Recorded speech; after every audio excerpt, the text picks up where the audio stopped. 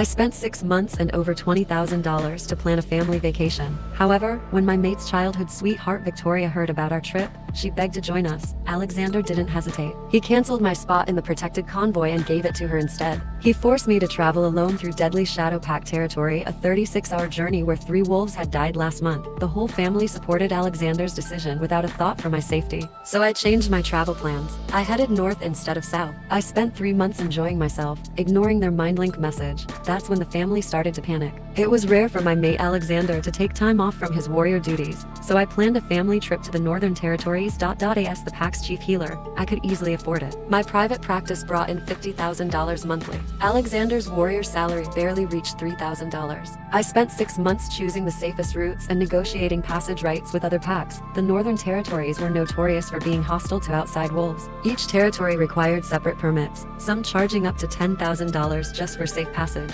Everyone else in the family just stood back while I handled everything the territory permits: the safe houses, the hunting grounds, even the medical supplies we'd need. Alexander's parents lived in our villa's guest wing. They survived entirely on my income since retiring from pack duties. His teenage sister Emma had been my responsibility since she was 10. I didn't mind supporting them all. Seeing the family happy was worth any effort. My therapy practice was thriving. Wolves from all territories sought my services, especially for mate bond counseling. Getting safe passage through other territories was tricky, so I secured our permits early. When Emma mentioned she'd never traveled with a protected convoy before, I dipped into my savings to upgrade our entire family's travel arrangements. The extra $15,000 was worth it for their safety. Then, just before departure, Alexander dropped his bombshell. Victoria heard about our trip and wants to join. The protected convoy is full now, so you'll have to go through the Shadow Pact's territory alone. I've already arranged your passage permit. He sent me the travel document through our pack link. My blood ran cold when I saw the route. It went straight through the most dangerous part of Shadow Pact territory. 3 wolves had been killed there just last month. What do you mean?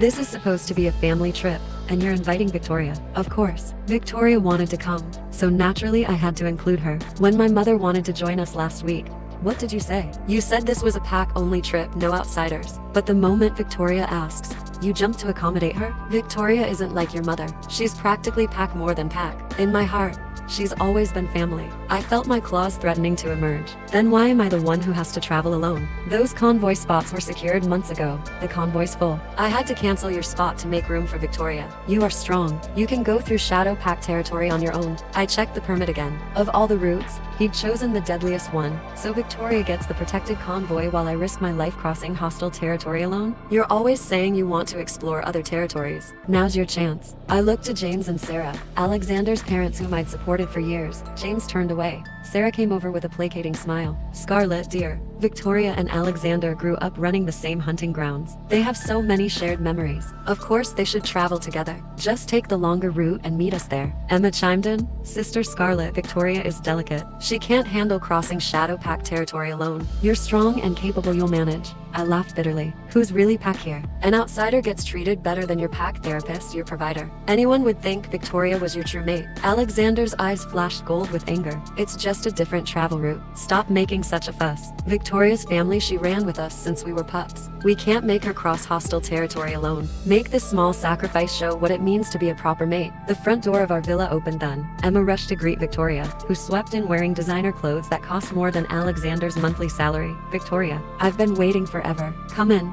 Come in. Emma helped Victoria with her massive Louis Vuitton travel bags. I've missed you so much. If only you hadn't left our territory back, then you could have been my real sister when you mated with Alexander. Sarah grabbed Victoria's manicured hands. Exactly. I always saw you as my future daughter-in-law. In my heart, no one compares to you. They said this right in front of me, without a shred of shame. In that moment, my heart froze toward them all. Victoria may have been Alexander's childhood sweetheart, but she abandoned him when our pack faced financial crisis. The pack almost collapsed 6 years ago. Our territory was raided, our businesses destroyed. Victoria's family fled first, taking their money with them. They didn't even say goodbye, just disappeared one night. Alexander was devastated. He'd planned to mate with Victoria that month. I was the one who paid off the pack's $500,000 debt. My therapy practice was thriving even then. Alexander only accepted me as his mate out of gratitude. The other warriors mocked him for it, called him a gold digger.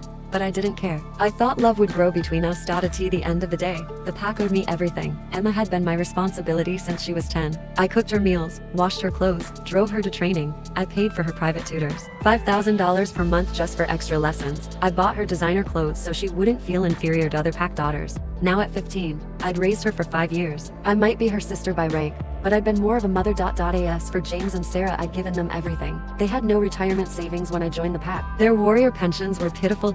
So I gave them $8,000 monthly from my therapy practice. I bought them a luxury SUV for easier mobility. I paid for their medical treatments, Sarah's arthritis, James's heart condition. I paid the villa's $12,000 monthly mortgage. I handled all household expenses and 3 daily meals. I hired cleaners, gardeners, and assistants to make their lives comfortable. The villa's electricity bill alone was $1,000 monthly. I never complained. I wasn't so much their son's mate as their financial support and ATM who also cooked and cleaned. Even my therapy office building supplemented pack income. I rented space to pack businesses at discount rates. My client list included some of the most powerful wolves in 3 territories. Each therapy session brought in $1,000. I worked 60-hour weeks to support this family. After everything I'd done for this pack, they still treated an outsider better than me. Victoria approached me, smirking. Her designer outfit probably cost more than Alexander made into months. I'm so sorry, Sister Scarlet. If I'd known my joining would force you to travel through Shadow Pack territory alone, I might have declined. I was going to step back, but Alexander insisted he had a solution. I offered to take the dangerous route myself,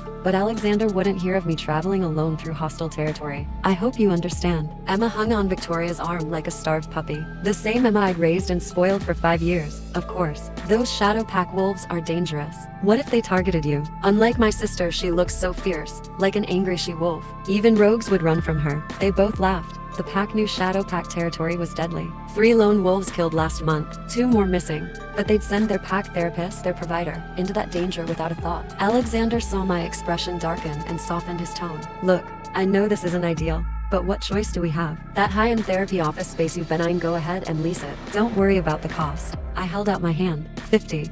Oh, now, that much. You should be grateful I'm letting you spend your own money. Don't push your luck, I sneered. Since when do I need your permission to spend my own money? How much do you bring to this family each month? Alexander's face reddened. That's uncalled for. His monthly contribution was $3,000. Mine was 50. Oh. He didn't pay a mating gift, not counting the $500,000 pack that I cleared. I brought $400,000 and the villa to our mating. The villa alone was worth $2 million. This family's comfortable life came from my therapy practice. Other pack members saw it. They whispered about the warrior who lived off his mate's money. Since they all preferred Victoria so much, maybe she should support them instead. Let's see how long they last on a failed therapist's income. Scarlet, start dinner. Everyone's hungry. Sarah called. Victoria, you used to share meals with Alexander when you were pups, right? Oh yes. We hunted together 3 times a day back then. Such wonderful memories. You must miss Sarah's cooking after being away so long. I turned to Sarah. Sarah, why don't you cook for Victoria? Then I settled onto our Italian leather couch and started grooming my fur. The couch cost $15,000. I'd bought it last month with my therapy earnings. Alexander came over.